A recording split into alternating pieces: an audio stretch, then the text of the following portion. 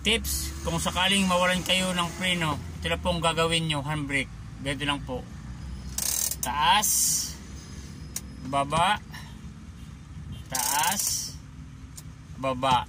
Ganun lang po mga ka-deliver. Taas, baba. Huwag nyo pong papatayin ang makina. Kasi po, pag pinatayin nyo ang makina, posible kayong mawalan kayo ng malaktong manibila nyo. Pag pinatayin nyo ang makina, maglalak po ang manibila. Kaya hayaan mo lang mong nag-aandar ang makina at huwag po kayong matataranta mga ka-deliver. Ito lang po ang gagawin nyo. Taas, baba, taas, baba, hanggang magdanda ng takbo ng inyong truck mga ka-deliver. At huwag nyong ikakambyong low gear. Kasi posible kayong matumba kayo nyan. Maadudos kayo nyan pag tig-low gear nyo. Kaya hayaan nyo lang pong mag-handbrake muna kayo. Kunti-kunti. Yun lang po mga ka-deliver.